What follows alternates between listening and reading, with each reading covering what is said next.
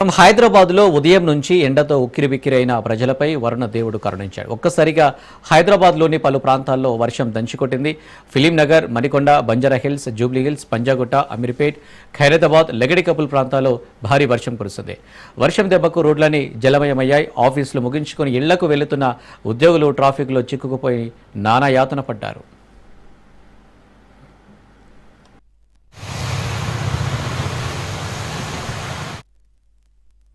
షేర్లింగంపల్లి, చందానగర్, మియాపూర్ ప్రాంతాలలో కూడా వర్షం కురుస్తుంది. కేబీఆర్ పార్క్ పరిసర ప్రాంతాల్లో వర్షం దంచుకొట్టడంతో ఫుల్ ట్రాఫిక్ జామ్ అయింది.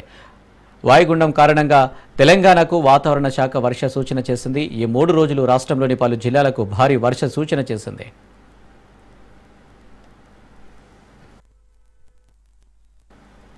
సీఎం రేవంత్ రెడ్డి తనపై అసత్య ఆరోపణలు చేశారని మాజీ మంత్రి కేటీఆర్ మండిపడ్డారు. తనపై ఏదైనా డ్రగ్స్ కేసు నమోదైందా, దానితో తనకు సంబంధం ఉన్నట్లు ఆధారాలున్నాయా, దమ్ముంటే బయట పెట్టాలని సీఎంను సవాల్ చేస్తున్నానని అన్నారు. తన ముందు నిలబడే ధైర్యం లేక చిట్చాట్లు చేస్తున్నారని విమర్శించారు. ఇలా వ్యక్తిత్వ హననానికి పాల్పడడం సీఎంకు కొత్త కాదన్నారు. రేవంత్ రెడ్డిని కోర్టుకు లాగుతానని హెచ్చరించారు. తప్పుడు ఆరోపణలకు మూల్యం చెల్లించుకోక తప్పదన్నారు. సీఎం క్షమాపణ చెప్పకపోతే పర్యవసనాలు ఎదుర్కోవాల్సి ఉంటుందని కేటీఆర్ అన్నారు.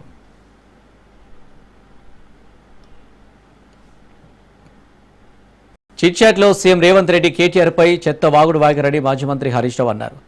నువ్వు గజనిని, నీ చుట్టూ ఉన్నది చెత్త బ్యాచ్ అని సంచలన వ్యాఖ్యలు చేశారు. బనకచెల్లపై రేవంత్ రెడ్డి భాగోతం నగ్నంగా బయటపడిందన్నారు. ఆయన చీకటి భాగోతాన్ని కప్పిపుచ్చుకునేందుకు డైవర్షన్ పాలిటిక్స్ చేస్తున్నారని ఆరోపించారు. డ్రగ్స్, గంజాయి అని మోకాలకు, బోడిగుండుకు ముడిపెడుతున్నారన్నారు. జై తెలంగాణ ఎందుకు అనడం లేదు అనే దానికి పార్టీకి ముడిపెడుతున్నారని చెప్పారు. రాహుల్ గాంధీ, ఖర్గేలు కూడా జై తెలంగాణ అంటున్నారని తెలిపారు. నువ్వు ఎందుకు అనట్లేదని ప్రశ్నించారు. మీరు, మీ చుట్టూ అంతా బ్యాగుల బ్యాచ్ ఉంటుందని, పరిపాలన అంటే బ్యాగులు మోయడం కాదన్నారు.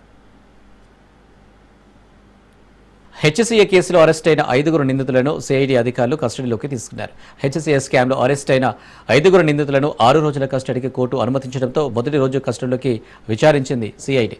చెల్లపల్లి జైలు నుంచి 4, చెంచల్గడ జైలు నుంచి మరొక నిందితురాల్ని కస్టడీలోకి తీసుకున్నారు సిఐడి అధికారులు. హెచ్సీఏ ప్రెసిడెంట్ జగన్మోహన్ రావుతో పాటు ట్రెజరర్ శ్రీనివాసరావు, సీఈఓ సునీల్ కాంటే, శ్రీచక్ర క్లబ్ ప్రెసిడెంట్ కవిత, క్లబ్ జనరల్ సెక్రటరీ రాజేందర్ యాదవ్లను మొదటి రోజు 5 గంటల పాటు ప్రశ్నించారు అధికారులు. నిందితుల న్యాయవాదుల సమక్షంలోనే విచారించారు అధికారులు. మొదటి రోజు విచారణలో కీలక విషయాలు రాబట్టారు.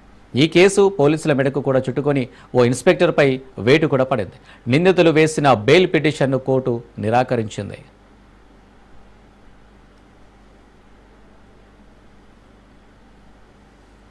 వికారాబాద్ కలెక్టరేట్లో ఇందిరా మహిళా శక్తి సంబరాలు నిర్వహించారు. ఈ కార్యక్రమంలో స్పీకర్ గడ్డం ప్రసాద్ పాల్గొన్నారు. మహిళలు ఆర్థికంగా అభివృద్ధి చెందితే రాష్ట్రం, దేశం కూడా అభివృద్ధి చెందుతుందని స్పీకర్ ప్రసాద్ అన్నారు.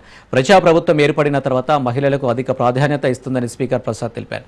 ఎన్నికల సమయంలో మహిళలకు ఇచ్చిన హామీలను అమలు చేస్తున్నామని అన్నారు. అక్క చెల్లెళ్లకు, అమ్మలకు నా యొక్క అభినందనలు. భారతీయ సంస్కృతి సాంప్రదాయాల్లో మహిళలకున్న అత్యున్నత, మనం మహిళలను అత్యంత గౌరవిస్తాం.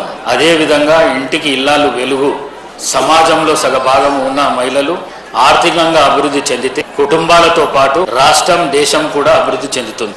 రాష్ట్ర ముఖ్యమంత్రి శ్రీ రేవంత్ రెడ్డి గారి నాయకత్వంలో తెలంగాణ రాష్ట్రంలో ప్రజాప్రభుత్వం ఏర్పడినప్పటి నుండి మహిళలకు అధిక ప్రాధాన్యత ఇస్తున్నారు. ఎన్నికల సమయంలో మహిళలకు ఇచ్చిన హామీలు ఒక్కొక్కటిగా అమలు చేస్తున్నారు.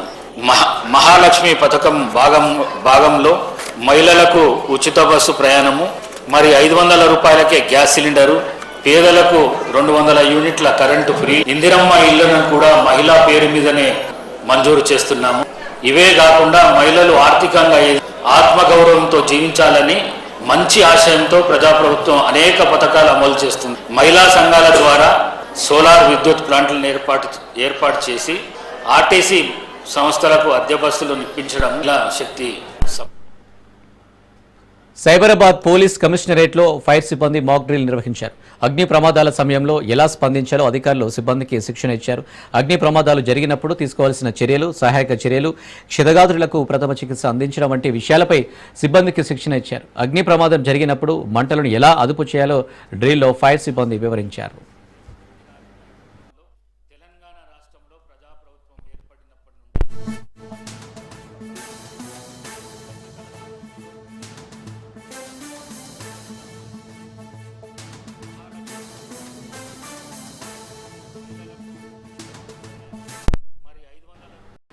మావోయిస్టు ఉద్యమంలో కీలకంగా పనిచేసిన అగ్రనేతలు జనజీవన స్రవంతిలో కలుస్తున్నారు. తాజాగా జననాట్య మండలి ఫౌండర్ సంజీవ్ అలియాస్ లేంగు దాదా, అతని భార్య state committee member Parvathi Rachakonda CP Sudheer Babu ఎదుట లొంగిపోయారు.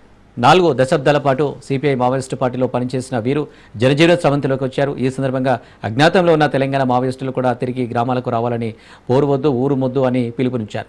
మేడ్చల్ మల్కాజ్గిరి జిల్లా యాప్రాల్కు చెందిన సంజీవ్ 1980లో సిపిఐ పీపుల్స్ వార్లో చేరారు. దండకారణ్యంలో చైతన్య నాట్య మండలిలో పనిచేశారు. వివిధ ప్రజా సాంస్కృతిక కార్యక్రమాలు నిర్వహిస్తూ గద్దర్కు ముఖ్య అనుచరుడిగా పనిచేశారు. 2002లో ఐలాపూర్లో జరిగిన కాల్పుల్లో తప్పించుకున్నాడు.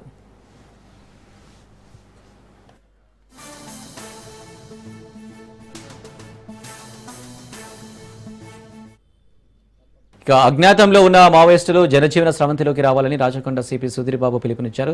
కొంతమంది వ్యక్తులు ప్రజా సంఘాల ముసుగులో శాంతి భద్రతలకు భంగం కలిగించే రీతిలో వ్యవహరిస్తున్నారని, అలాంటి వారిపై పోలీసుల నిఘా కొనసాగుతుందని హెచ్చరించారు. శాంతి భద్రతలకు విఘాతం కలిగిస్తే చట్ట ప్రకారం చర్యలు తీసుకుంటామని హెచ్చరించారు.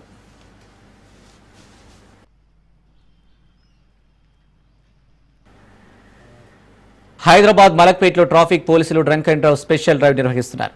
మద్యం మత్తులో జరిగే వాహన ప్రమాదాలను అరికట్టడానికి ట్రాఫిక్ పోలీసులు సరికొత్త చర్యలు చేపట్టారు. గతంలో నైట్ టైంలో డ్రంక్ అండ్ డ్రైవ్ తనిఖీలు చేస్తుండగా ఇకపై ఏ సమయంలోనైనా తనిఖీలు చేస్తున్నట్లు ట్రాఫిక్ సిఐ తెలిపారు. మద్యం మత్తులో రోడ్డు ప్రమాదాలకు చెక్ పెట్టడం కోసమే డ్రంక్ అండ్ డ్రైవ్ నిర్వహిస్తున్నామని ట్రాఫిక్ సిఐ తెలిపారు.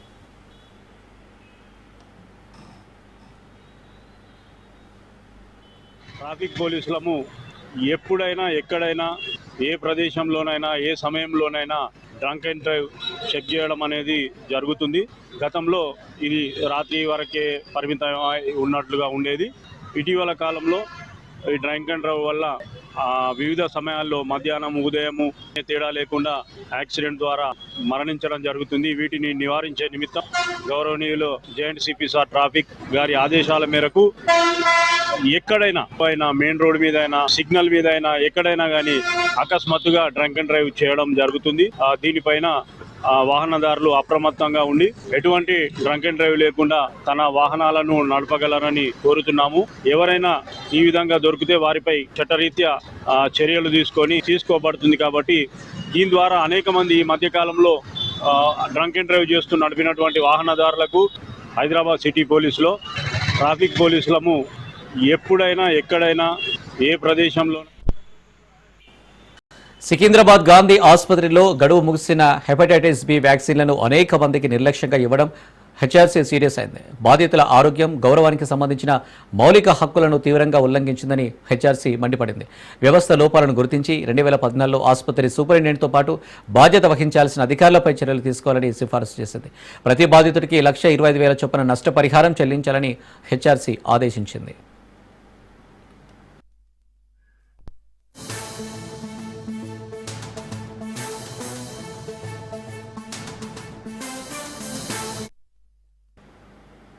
పాతబస్తీలోని లాల్ దర్వాజా సింహవాహిని మహంకాళి అమ్మవారికి ఉమ్మడి దేవాలయాల కమిటీ ఆధ్వర్యంలో సప్త మాతృకలకు 7వ బంగారు బోనం సమర్పణ కార్యక్రమం నిర్వహించారు. వివిధ కళాకారుల నృత్యాలు ఆకట్టుకున్నాయి.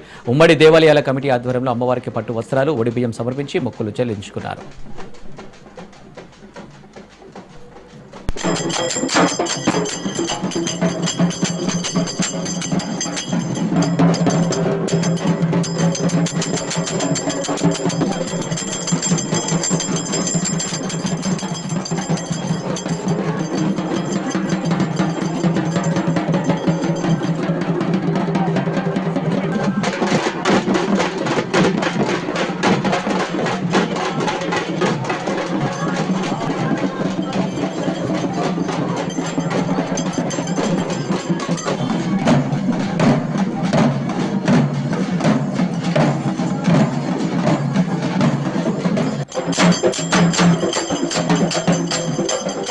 తెలంగాణ సచివాలయంలో బోనాల ఉత్సవాలు ఘనంగా జరిగాయి. సచివాలయ ఉద్యోగుల సంఘం, నల్లపోచమ్మ దేవస్థానం ఆలయ కమిటీ ఆధ్వర్యంలో ఉత్సవ ఊరేగింపు ఘనంగా నిర్వహించారు. ఊరేగింపులో డప్పు విన్యాసాలు, పోతరాజుల ప్రదర్శనలతో ఆకట్టుకున్నాయి. ఈ ఉత్సవాల ఎంప్లాయీస్ అసోసియేషన్ అధ్యక్షుడు గిరి శ్రీనివాసరెడ్డి, ఉపాధ్యక్షులు నవీన్ కుమార్, లావణ్యలత, ఆలయ కమిటీ అధ్యక్షులు శ్రీనివాసరావు పాల్గొన్నారు.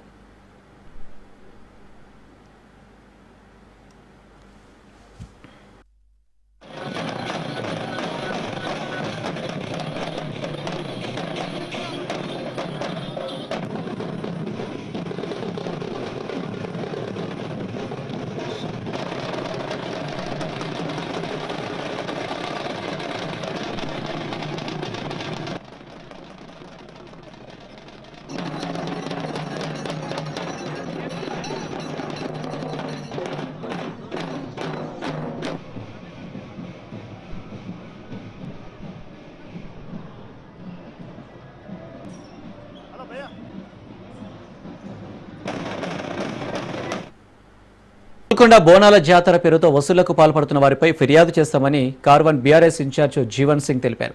గోల్కొండ జగదాంబిక ఆలయ కమిటీ వసూళ్లకు పాల్పడుతుందని ఆయన ఆరోపించారు. బీఆర్ఎస్ ప్రభుత్వం ఉన్నప్పుడు దేవాలయానికి అన్ని విధాలుగా ఆదుకున్నామని జీవన్ సింగ్ తెలిపారు.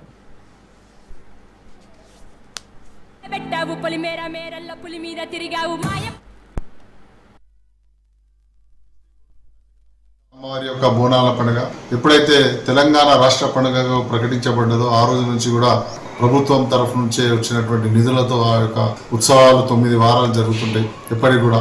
కానీ దురదృష్టం ఈ సంవత్సరం ఏమైందంటే స్థానికులు కావడము, తెలంగాణ పండుగకు ఆంధ్ర అతన్ని నియమించడం వల్ల చాలా వసూళ్లకు పాల్పడడం వల్ల చెడ్డ పేరు రావడమే కాకుండా అమ్మవారి జగదంబ అమ్మవారికి కూడా అది మంచిది కాదు.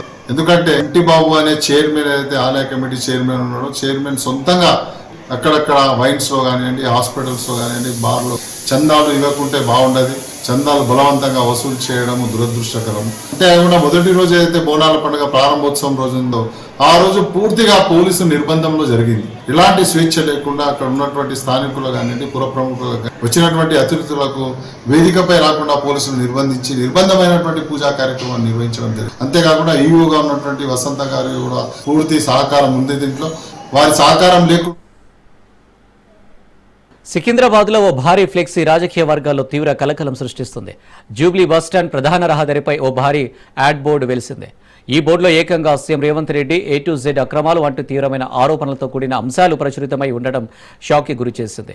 ఈ ఫ్లెక్సీని చూసిన పోలీసులు ఒక్కసారిగా అవాక్కయ్యారు. వెంటనే రంగంలోకి దిగిన DRF టీం ఆ ఫ్లెక్సీని తొలగించే పనిలో నిమగ్నమైంది. ఇంత భారీ ఫ్లెక్సీని రాత్రిపూట ఎవరు ఏర్పాటు చేశారనే కోణంలో పోలీసులు పార్కింగ్ సిబ్బందిని విచారిస్తున్నారు.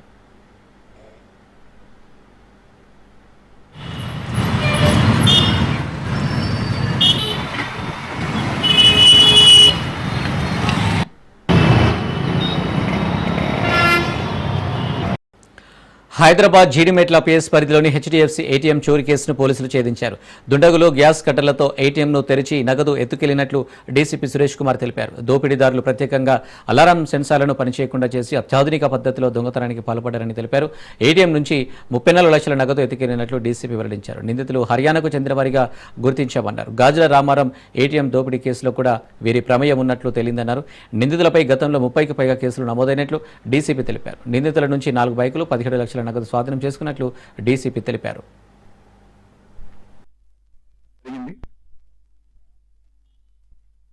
మధ్యప్రదేశ్లోని శివపురి సెంట్రల్ జైల్లో ఉన్నప్పుడు ఒక పోక్సో నేరం కింద ఇతనికి 20 సంవత్సరాల జైలు శిక్ష పడింది.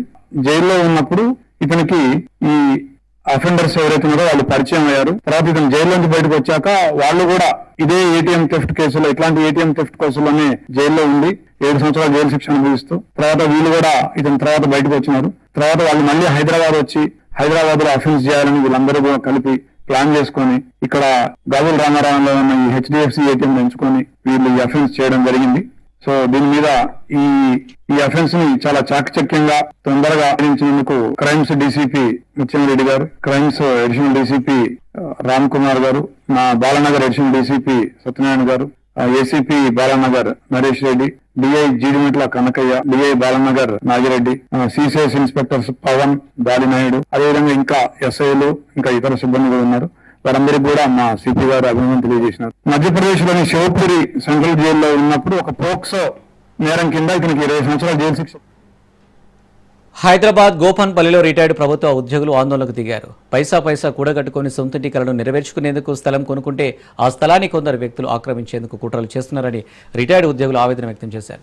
తమ సొంతింటి కలను నిర్వీర్యం చేస్తున్నారని మండిపడ్డారు. 142.11 ఎకరాల స్థలాన్ని కబ్జా చేస్తున్నారని తెలిపారు. ప్రభుత్వం స్పందించి కబ్జాను అడ్డుకోవాలని డిమాండ్ చేశారు.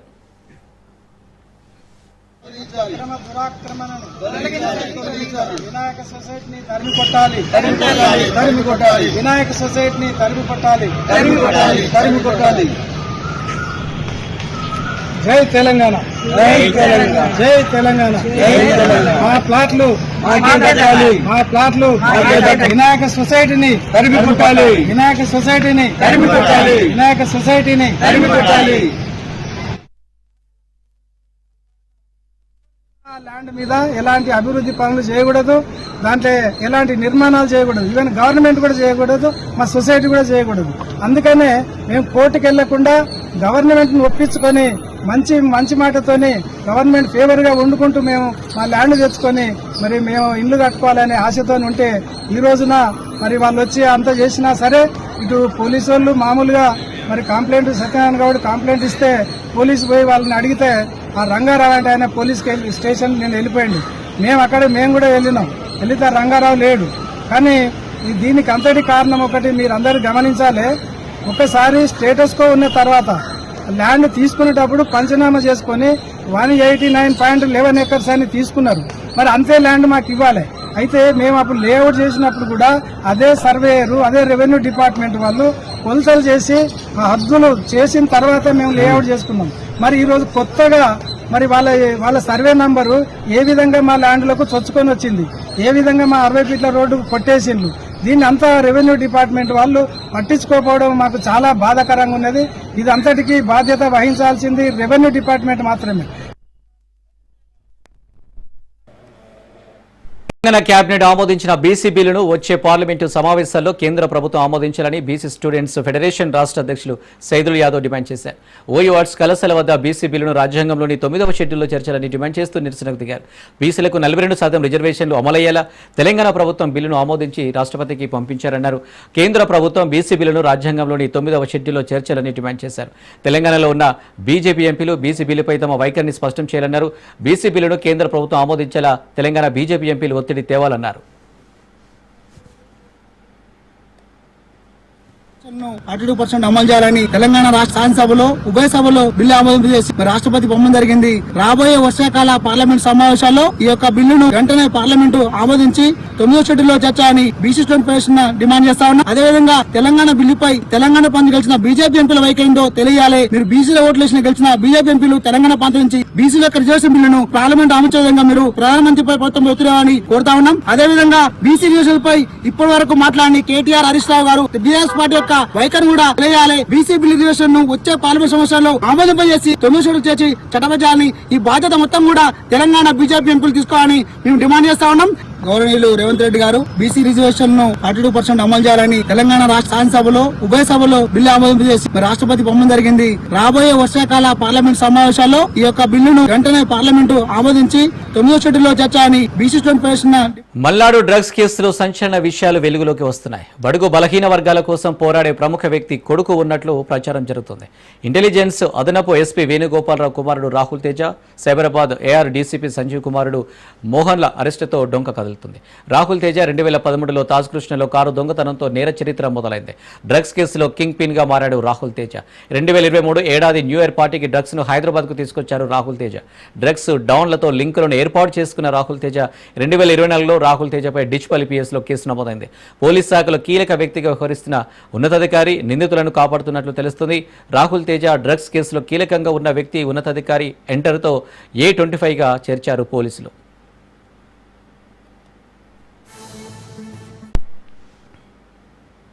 తెలంగాణ నీళ్లు తీసుకుపోతామంటే ఊరుకునేది లేదన్నారు మాజీ మంత్రి కేటీఆర్.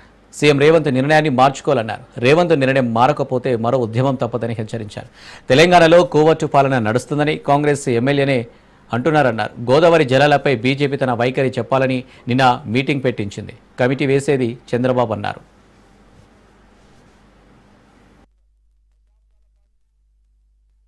గోదావరి నీళ్లలో మిగులు జలాల్లో తెలంగాణ వాటా ఎంత, తెలంగాణ ప్రభుత్వం అడిగింది ఎంత, నిన్నటి మీటింగ్ లో కేంద్ర ప్రభుత్వం చెప్పింది ఏంది, ఏది తేలకుండానే 30 రోజుల్లో కమిటీ వేస్తా, కమిటీ రిపోర్ట్ ఇచ్చి తెలంగాణ ప్రాజెక్టులేమో దశాబ్దాల పాటు, ఒకటి కాదు రెండు కాదు, దశాబ్దాల పాటు అంతర్రాష్ట్ర వివాదాల పేరిట ఇంతకుముందు సోదరుడు చెప్పిన ఇచ్చంపల్లి గాని, దేవాదుల గాని, ఇంకా తొమ్మిడిహట్టి గాని, ఇంకోటి గాని, ఇవన్నీ కూడా అంతర్రాష్ట్ర వివాదాల పేరిట దశాబ్దాలు నలిగినా రేవంత్ రెడ్డి కాంగ్రెస్ కి చీమగుట్టినట్టు అనిపించేది. కానీ చంద్రబాబు అడగంగానే 30 రోజులు రిపోర్ట్ రావాలి, 31వ రోజు గోదావరి జలాలు కింది కురకాలి, పొంగి పొరలాలి, తెలంగాణ మాత్రం ఎండాలి. ఇదా నీతి. అందుకే మేము అంటున్నాం, ఎవడు అబ్బసొత్తని ఇస్తావు నువ్వు గోదావరి జలాల మీద హక్కు? ఎవడు చెప్పిండి నీకు 30 రోజుల కమిటీ ఒప్పుకోమని? అల్టిమేట్ గా ప్రభుత్వం మళ్ళీ చర్చ పెట్టి అసెంబ్లీలో, కేబినెట్ లో, ప్రజా సమక్షంలో అవసరమైతే అఖిలపక్షం పెట్టి ఒప్పించి మెప్పించి మన హక్కుల గురించి ఏం చేస్తున్నామో తెలంగాణ ప్రజలకు చెప్పి పారదర్శకంగా ఆ తర్వాత జెండా ఊపాలి. స్పష్టంగా చెప్పింది చంద్రబాబు నాయుడు గారు, మీటింగ్ పెట్టిందే బనకచెర్ల కోసం. ఎజెండా నెంబర్ 1 బనకచెర్ల కాదంటాడా రేవంత్ రెడ్డి? అజెండా ఐటమ్ చూపెట్టమంటారా? ఇప్పుడు నెంబర్ 1 ఐటమే బనకచెర్ల. లేదని బుకాయించడం ముఖ్యమంత్రికి తగునా? నిమ్మల రామానాయుడు గారు బయటకు వచ్చి చెప్పినారు, ఆంధ్ర ఇరిగేషన్ మంత్రి గారు, మేము అడిగినాం బనకచెర్ల గురించి, రేవంత్ రెడ్డి ఒప్పుకున్నాడు, కమిటీ వేసినాం, 30 రోజులు ఓడిచిపోతుంది, 31వ రోజు మా శిష్యుడే కాబట్టి ఆడిచ్చినట్టు ఆడతాడు, ఆయన జుట్టు మా చేతులుంది, ఓటుకు నోటు కేసు ఇంకా ఉన్నది కాబట్టి ఏమన్నా చేస్తాం అని ఫుట్బాల్ ఆడుతున్నారు. చంద్రబాబు కోవట్ను పెట్టుకుని ఇలా తెలంగాణ ప్రజల ప్రయోజనాలు, తెలంగాణ రైతుల ప్రయోజనాల పట్ల శాశ్వతంగా విద్రోహం చేసే ప్రయత్నం చేస్తున్నారు. అర్థం కాదు ఏముంది ఇలా. హైదరాబాద్ ప్రజల జీవన శైలిలో ఓ భాగమైన హైదరాబాద్ మెట్రో రైలు ప్రయాణికులకు సౌకర్యవంతమైన ప్రయాణాన్ని అందిస్తున్నప్పటికీ ఆర్థికంగా మాత్రం తీవ్ర సంక్షోభంలో కొట్టుమిట్టాడుతుంది. ఎల్ఎన్టీ సంస్థ సారథ్యంలో నడుస్తున్న ఈ ప్రజా రవాణా వ్యవస్థ ప్రారంభం నుంచే నష్టాల బాటలో పయనిస్తుంది. తాజాగా ఆర్థిక నివేదికలు మరింత ఆందోళన కలిగిస్తున్నాయి. 2024-25 ఆర్థిక సంవత్సరం మధ్యంతర కాలంలో హైదరాబాద్ మెట్రో రైలు ఏకంగా 625 కోట్ల నష్టాన్ని చవిచూస్తుంది. ఈ ఆర్థిక సంవత్సరం మొదటి త్రైమాసికంలోనూ పరిస్థితి ఏమీ మారలేదు. అప్పుడే మరో 5.55 కోట్ల నష్టం వాటిల్లింది. 2017లో ప్రారంభమైన ఈ మెట్రో సేవలు గడిచిన 7 ఏళ్లలో మొత్తం 6,598 కోట్ల భారీ నష్టాన్ని చవిచూస్తుంది. హైదరాబాద్ నగర ప్రజల నుంచి విశేషమైన ఆదరణ పొందినప్పటికీ మెట్రో రైలు ఆర్థికంగా కుదేలవ్వడానికి అనేక కారణాలు ఉన్నాయి. 2020-21 మధ్య ప్రపంచాన్ని వణికించిన కోవిడ్-19 మహమ్మారి సమయంలో విధించిన లాక్డౌన్ కారణంగా దాదాపు 1 సంవత్సరం పాటు మెట్రో సేవలు పూర్తిగా నిలిచిపోయాయి. ఆ సమయంలో ప్రయాణికుల రాకపోకలు పూర్తిగా స్తంభించడంతో ఆదాయం భారీగా పడిపోయింది. మరోవైపు మెట్రో ప్రాజెక్టు కోసం తీసుకున్న భారీ రుణాల చెల్లింపుల భారం సంస్థపై తీవ్రంగా ఉంది. వివిధ బ్యాంకుల ఆర్థిక సంస్థల నుంచి తీసుకున్న రుణాలకు అధిక వడ్డీలు చెల్లించాల్సి రావడంతో ఆర్థిక పరిస్థితి మరింత దిగజారింది. ప్రయాణికుల సంఖ్య కోవిడ్ ముందు స్థాయికి చేరుకోవడానికి దాదాపు 2 ఏళ్లు పట్టడం కూడా నష్టాలకు ఒక ప్రధాన కారణం. ఈ అంశాలన్నీ కలిసి మెట్రోకు 4,828 కోట్ల నష్టం వాటిల్లిందని ఆర్థిక నిపుణులు విశ్లేషిస్తున్నారు.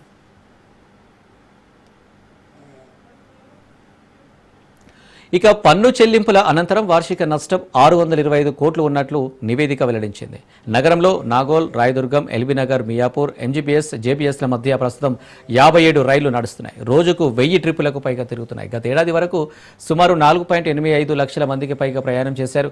ఈ ఏడాది మెట్రో ప్రయాణికుల సంఖ్య తగ్గుముఖం పట్టింది. ప్రస్తుతం రోజుకు 4.5 లక్షల మంది ప్రయాణం చేస్తున్నట్లు అధికారులు తెలిపారు. నాగోల్, రాయదుర్గం, ఎల్బీనగర్, మియాపూర్ రూట్లోనే ప్రయాణికుల రాకపోకలు ఎక్కువగా ఉన్నాయి.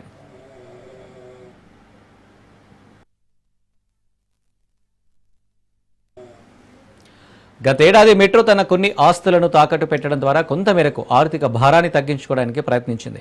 టికెట్ల విక్రయం, ప్రకటనల ద్వారా మెట్రో సుమారు 1,400 కోట్ల ఆదాయం పొందినప్పటికీ చెల్లించాల్సిన అధిక వడ్డీలు ఈ ఆదాయాన్ని మించిపోతున్నాయి. దీంతో మెట్రో నిరంతరం భారీ నష్టాల్లో కూరుకుపోతుంది. భవిష్యత్తులో ఈ ఆర్థిక సంక్షోభం నుంచి హైదరాబాద్ మెట్రో ఎలా బయటపడుతుందో చూడాల్సి ఉంది. ప్రభుత్వం లేదా ఎల్ఎన్టీ సంస్థ నుంచి ఎలాంటి సహాయం అందుతుందో వేచి చూడాలి.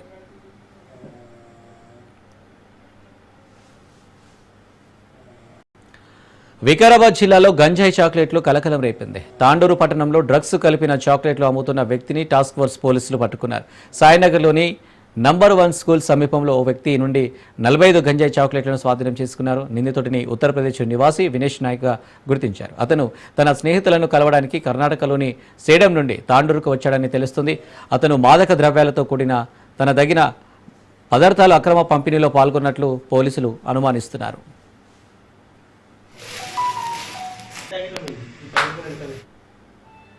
రంగారెడ్డి జిల్లా రాజేంద్రనగర్లో డీసీఎం మితిమీరిన వేగంగా దూసుకెళ్లి అదుపు తప్పి బోల్తపడింది. శంషాబాద్ నుంచి గుడిమల్కాపూర్ మార్కెట్కు తీసుకెళ్తుండగా పివి నరసింహారావు ఎక్స్ప్రెస్ హైవే వద్ద ఘటన చోటు చేసుకుంది. డీసీఎంలో ఉన్న టమాటా పెట్టెలు మొత్తం రోడ్డు పాలయడంతో చెల్లాచెదురయ్యాయి. ట్రాఫిక్ అంతరాయం కలగడంతో స్థానికులు సమాచారంతో రంగంలోకి దిగి ట్రాఫిక్ క్లియర్ చేశారు.